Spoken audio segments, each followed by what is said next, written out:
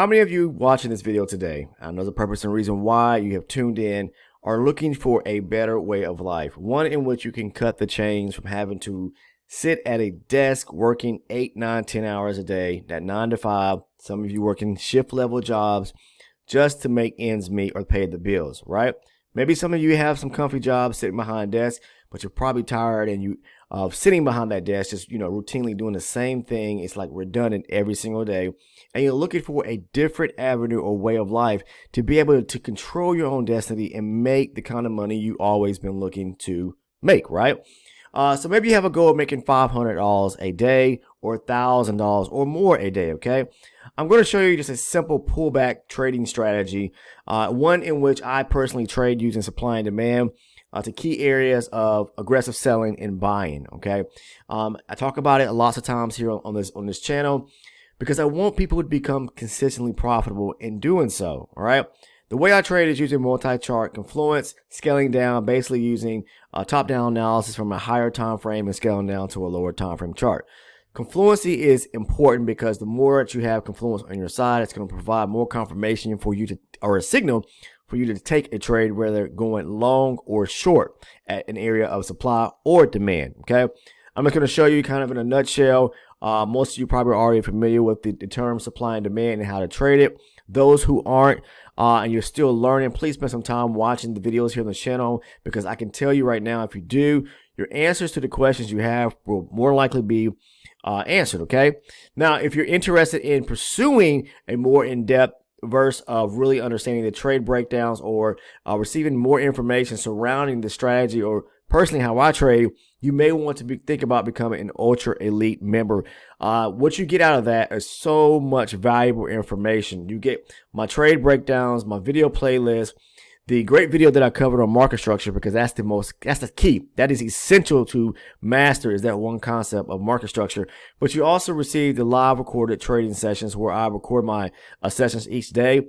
So I'm basically walking you through as I'm basically talking about structure, price action, letting you know what I'm looking at and why I'm looking at it according to what's going on with structure in the market. And you see me take my trades that I post over on the Discord community, all right? And you also receive the market recap videos where I go back, I discuss what happened during the session, both AM and into the afternoon session, and looking at possible trade setups that I actually probably didn't take or missed, okay? And going back and looking at trades. The trades I take, I post them over in the Discord. So if you're interested in receiving all that valuable information, we're talking about pennies on the dollar a day, something that could probably be life-changing for you. The link is down in the description portion of this video. Just scroll down, you'll see a link there that's titled Elite Channel Supporter. Click on that, make sure you choose the third tier, and that will give you direct access to all the additional private community content. Now, the Discord's free if you're interested in joining.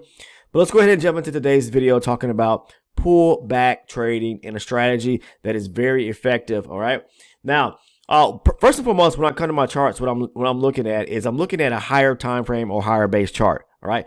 Whatever you trade, whether it's time, tick, volume, I trade range-based charts. So I'm trying to depict the direction of the market first.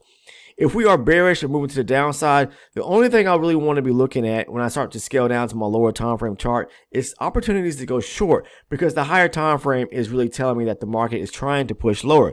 I really don't want to trade against the grain of the higher time frame. I'm not saying that you can't take counter trend trades, and all that is that if the market on your higher time frames are say for example bearish, and then the lower time frame, maybe your entry chart, for me a 24 range chart, could be a 5-minute chart for you. I'm not saying the two charts are comparable in any way, but let's say your lower time frame entry chart is bullish, right? And the higher time frame is bearish. Well, you're trading against the overall direction, correct? But that doesn't mean you still can't trade and taking scalps going long in a bullish market on your lower time frame chart. Okay, now it works out better when you are, again, I'll say this, moving in the direction of the higher time frame. So when I see bearish movement like this to the downside, I'm only looking for opportunities in which the market is looking for retracements to key pullbacks or areas to go short for my lower time frame, right? So for example, like right here, I'm just going to show this for example. This was on May 22nd, which I believe was last Thursday. The market was bearish, and then we got where the market made a low. So when the market's bearish, what you're going to basically see is it making lows. Well, this is a high here. Lows, lower highs, and then pushing lower and making lows, lower highs, lower lows, lower highs. So it's in a channel to the downside. As long as it's doing that, then you should be looking for key areas or opportunities in which you can take scalps going short. All right. Up until the market shows its hand to where it's looking to push higher and changing direction, you have what's called reversals in the market, shifts in the market where the market went from bearish to bullish, or bullish back to bearish. In this case here, what I like to identify to determine the overall structure shift is where the market is basically taking out two areas of structure. One where it makes the first run to the upside, makes a higher low. That's going to tell me that the market's not trying to break below the last low that it came off of, the lowest point. Okay. At this point, this is a major low. These are major highs resting up here. So when it makes its first high and then pulls back to a major low situation here, and then takes out and breaks structure above this high right here at 224, and then takes out structure to the left, what it's basically doing is it's taking out sellers on the first break here. It's taking out sellers here. This is a reversal pattern, or what's called an inverse head and shoulder pattern back to the upside. When you see that coming from a bearish direction back to the upside, that's going to tell you that the market is now strongly trying to push higher. So in this case here, on a pullback here, I would be looking for an opportunity to go demand. But prior to that, as long as the market is making lower lows and lower highs, my interest is only looking for key pullbacks to high probability zones like this one right here, supply. I'm looking to go short off of, or first what I'm going to do is mark up my higher time frame chart on the NASDAQ or the ES futures or gold or oil, whatever it is the market. This is universal. These pullback trading type setups. Okay, when the market pulls back this key area of supply right here, I'm looking to go go short. But if you see right here, if I blow this up, you can see the market ran above, so it broke above that zone there by wicking it out. If it does that, meaning if this was the zone right here, I'll show you. For example, this was our supply zone. It was a high probability zone. The market wicked above it, so it took the zone out. At that point, I'm no longer interested in going short, even though the market did push slightly above it and then reject to go to the downside. At that point, I'm going to wait to see what's going to happen next, because they have made a high, and if they pull back and make a higher low, they probably want to try to break higher and start to fill some gaps in. Okay. That's one thing to notice. If you see the market has been bearish for a period of time, then you see multiple areas where it needs to fill gaps in, like when it made this low here, gaps need to be filled here, here, and back up in here. They're probably going to run to the upside. We never know how long, but it was a structural shift here back to the upside, and then you can look for opportunities to go long. Once I have the reversal portion, or see where the market reversed back to the upside, this is a beautiful area in which I'm definitely want to be looking to go long off of. Right back here to this aggressive area, this aggressive buying area. Okay, so the market shifted right here. All right, pullback key area of demand right here. Now I love to see setups like this where the market is pulling back to a key area of demand. It's high probability. There's an imbalance or gap resting right there. Okay, back at the zone. That is probably the most critical thing that I need to see outside of having a break of structure. I must have a break of structure. There must be an imbalance or gap resting back at the zone. That's two. And when the market gets back to the higher time frame zone, I then move down to my lower time frame and looking forward to see, is there opportunity back at or within this zone right here to go long on my 24 range chart? We'll look at it here in a moment. But what I want to say is this right here, is that because we have gaps to the upside, they're probably going to want to at least come up and test this high right here, more than likely, and could possibly break that and want to test higher areas. But we never know, are they completely done coming down and breaking structure here? As you can see, they had a reversal here, made a new high here, came back higher low. So we'll be thinking that they're probably trying to push higher, right? Okay. And what they did is they went up here and test the highs right here of this high there just came off of. So this is a major high. It could be major high at this point here.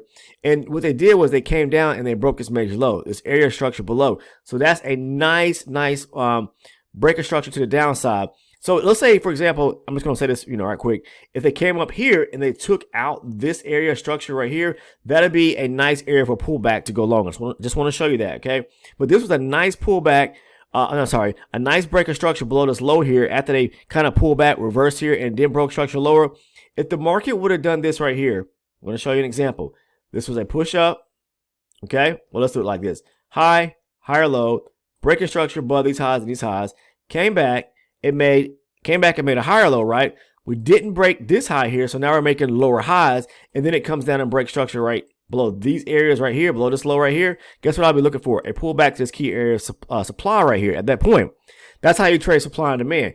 when it takes out, especially, I'm going to say this right now, a major level, like a major high or low, those are going to be the most one. Those are the ones that carry the most weight, where you see that they're taking out a major area of structure. Those are going to be the trades, especially when they're pulling back to a key area of supply or demand off of the higher time frame, like 120 range right here, to look for a pullback to actually go short off your lower time frame. But let's look at the situation right here where they made a pullback and look at this area of demand right quick. This was on May 22nd, Thursday at around about 11 o'clock. So let's go back to that time period there, see if I can find it right quick. What day was this? This was the 23rd. So we're somewhere a little bit further back around right here. Here it is right here. This is the demand zone on the 120 range. It could be, your 60-minute chart or something that you may trade on a volume or tick, whatever it may be. At this case here, what I normally would do is look for a pullback once it taps into the higher time frame chart that we just marked up, this demand zone here, to see if on the lower time frame, on my lower time frame chart now, is there where it pulled back to this area here, a demand zone, a clean, high probability demand zone to where we could take a trade going back to the upside. This case, there's no area of demand. This would have been right here, but the market broke below it, okay, and it pushed a little bit lower. Now, in this case here, what I'll do is then, because there's no lower time frame on the inside of the zone right now, I'll look for the market to show me that it wants to continue pushing higher. Why? Because now we're bullish to the upside. This was the pullback, okay, to this zone right here, this demand zone, tapped into it. Then what I'll normally do is look to see where the market is starting to break structure on the lower time frame. All right, to look for an opportunity to go long because we are bullish with the higher time frame. Push up, pull back, break structure. Now let's say the market pulled back to this area immediately right here. I would love for it to do this because then I would definitely be looking for an opportunity to go long off of. Okay, because then the market would have broke structure above here and here. If it pulled back right here, we got a gap or imbalance resting back at the zone. If it came back and we would be pulling back inside the 120 range, large supply zone right here, it pulled back right here, I'll be looking for the opportunity to go long off of. Just want to show you that as an example. If there is not a small time frame zone resting on the inside of my higher time frame, when the market retraces back to this area here on a pullback, if there is not, then I'll look for the market to start breaking structure in the same direction with the higher time frame chart. Hopefully that makes sense. That's the pullback strategy and how I trade the futures each and every day, whether it's the NASDAQ, the ES, whatever other markets that you may love to trade. Let's look at another example. Right, same point right here. I just said this. With the market broke this area structure, this is a major low on the higher time frame chart. If it breaks that area and would have immediately pulled back here, I would have definitely be scaling down to my lower time frame. First, I mark up my higher time frame zone right here. Let's do a little bit better job. And okay, now we got it measured out there correctly or drawn up correctly. Pull back to the zone. I would move down to my lower time frame, 120. I'm sorry, my 24 range entry chart to look for a pullback to go short on my 24 range. Okay, but it did in this case here. It just kept running to the downside. So now we're bearish with the 120, right? Bearish on the 120, and look what it did again. It made a head and shoulder pattern inversely back to the upside and started breaking structure. We got a push up, pull back, broke structure above here, and it made another little run to the upside and broke more structure over here. Now this will be a key pullback. This is a demand zone, another demand zone, high probability because we have a gap in between this back to the zone right here. So when it pulls back to this demand zone here, I'm going to scale down to my lower time frame again. Mark up your higher base chart first, okay, on the pullback to this key area of zone right here on the 120 or whatever your higher time frame chart is. Then you move down to say, I can scale down even lower than that. This one on the 23rd. I'm going to show you an example real quick. Let's go to the 23rd. Yeah, here it is right here. Now we even have, this is the blue box, the 120 range. 60 range, we got another means of confluence or demand zone resting right here on the inside of our 120. Then if I scale down even lower to my 24 range chart, the one I'm going to take my trade from, I'm going to show you right quick. Let's go to it. Let's see if I can scroll over a little bit quicker here. Sorry about that. Here we go. Right here. Here we go. All right. I believe this is the same time period. Let's see. Yep, 940, 950. Okay.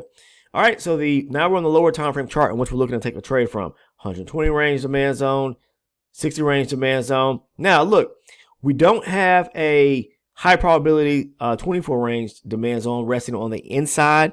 When it came down on the first approach to the downside as it was retracing or pulling back to the 120, tap to the 60. Then what do? If there's not one, like right here, this was a high probability 24 range demand zone, I'd be interested in it. This is low probability. So what I'll do is wait for the market to start moving back in the direction with the higher time frame chart. Look what we got here. We got a push up, pullback, break structure, comes immediately back to the 120, to the 60, and we got a high probability 24 range demand zone. I'm going long right there. Going long. Stop loss going to go in the back end where the market tapped into the 24 range zone right here. Rejection. I give myself a few point stop loss, maybe 3-4 points back here at maybe 850 or 849. I'm going long on the rejection when I get the break and close aggressively back to the upside here. Stop loss is going to go here around by 850. So the market rejected right here at 853. Give yourself about 3 or 4 points additional to on the back end where the market rejects it, because they love to push up and then come back and test this area wick to wick. They know where people are entering the market at, the market makers, okay? So give yourself some additional room so you don't get stopped out. Now, the demand, some people will put their stop back at the back end of the demand zone, but that means that you're going to have to incur more drawdown or possibly get stopped out and take a risk of losing more money if that be the case. I like to take it when the market gets back to the demand zone and rejects at it. So I'm just going to show you, I'm showing you examples of how to go about with this pullback trading strategy and how you can trading supply and demand at its best to be able to look for opportunities. But it's all about identifying a conquering, mastering structure, then understanding what's going on with price action, then looking for the first part of the strategy. Do you have a break of structure? Second part, when the market retraces back to the zone, is there a high probability? Is there an imbalance or a gap resting back at the zone, which makes it high probability? Those are things that help me factor or weed out, is this going to be a good setup or not? Okay, so that's what I'm talking about. Do we got a break of structure? Do we have an imbalance resting back at the zone on the pullback to the actual zone itself, whether supply or demand? Okay, I want to show you guys that it works for anyone out there that's looking to, start to take a transition or a shift or looking for a new opportunity to make some part-time or full-time money, whether it's $500 additional, I'm talking about a day. It's fairly easy to do that. Now, trading the micros, it's a little bit tougher because you're dealing with a lower tick value, but you can still be, as long as you're consistent, because that's the key, you can still build up an account. All right. I'm saying you can even do this working your full-time job and still make money doing this. But for those that really are wanting to make something full-time out of this and are looking to make, ramp it up a little bit and make more money and have control of their own destiny to where they can be their own boss and make a minimum, say, for example, $500 a day or more, this is an easy strategy of going about how to do it, okay? But again, anyone that's interested in becoming an ultra elite member, gaining additional content, all the additional content, and be part of that community, that private community, that's where really everything kind of comes together for most individuals, is that when they start to really understand what I'm talking about in reference to the trade breakdowns, seeing me walk through as I trade on my live, during the live recorded trading sessions, as well as like the video playlist, the market recap videos, everything comes together because then you slowly start to understand. It's not going to happen overnight, but I'm telling you, for pennies on the dollar a day, for those that are interested, I can't guarantee anything or to anyone. The reason why I say that is because your perspective and how you read the market could be different than mine. But I can almost guarantee if you get the structure part correct, you'll slowly start to see that your trading will turn around, and maybe you've been losing back to back to back. Your trading should start to slowly turn around to where you start to see more consistency. Okay, maybe you were having 3 and 4 losses a week to where now you may be only having 1 to 2, to where maybe now you're down to 1, to maybe you're now where you're consistently profitable each and every day in the green. That's the goal, is to get there, okay? Outside of that, guys, that's really all I have. But again, if you're interested in becoming an Ultra Elite member, the link is down in the description portion of the video. Click on it. Make sure to choose the 3rd tier. Join us on the Discord. It is free of charge to join just as well. But outside of that, if you're not a subscriber right now, please go ahead and click that button down below. Make sure to click on the bell to turn your post notifications on. And last but not least, if you found some significant value or any kind of value within the video, and I break this stuff down as simple as possible and go into detail, and you found, again, value within this video, please make sure to click that thumbs up button, that like button. I appreciate it. Everyone have a fabulous Memorial Day. Today is Memorial Day, so anyone celebrating, please have a fabulous day. Be safe out there, and I'll see everyone back over in the Discord starting tomorrow. Take care.